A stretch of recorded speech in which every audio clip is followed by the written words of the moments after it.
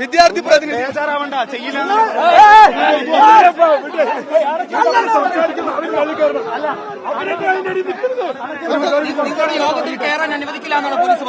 ഞങ്ങൾ സമരവുമായി വന്നു. ഞങ്ങൾ സമരവുമായി ഇവിടെ എത്തിയ പാടെ തന്നെ ഒരു ഹോം ഗാർഡ് ആയിട്ടുള്ള ആള്, ഒരു ഹോം ഗാർഡ് ഞങ്ങൾ നോക്കി വെച്ചിട്ടുണ്ട്. പോലീസല്ല, ലാത്തി ഉപയോഗിച്ച് SFI-കാരന്റെ തലക്കടിച്ചു. ആ അടിച്ചപ്പോഴാണ് പോലീസുകാരായിട്ട് ഉന്തുന്നള്ളായത്. ഞങ്ങൾ ഇവിടെ ഉദ്യോഗസ്ഥരായിട്ട് സംസാരിക്കുന്നുണ്ട്. ഞങ്ങളുടെ പ്രതിനിധികൾ ഇതിനകത്തേക്ക് കയറും. ഇത് ആവശ്യങ്ങൾ ഞങ്ങള് 10ഓളം വരുന്ന ആവശ്യങ്ങൾ ഞങ്ങൾ ഉന്നയിക്കുന്നുണ്ട്. ഇത് തീർത്തും സംഭവിക്കാൻ വേണ്ടി പാടില്ലാത്ത ഏറ്റവും ദൗർഭാഗ്യകരമായിട്ടുള്ള ഒരു വിഷയമായിട്ടാണ് ഇപ്പോൾ നമുക്ക് മുൻപിൽ വന്നിട്ടുള്ളത്.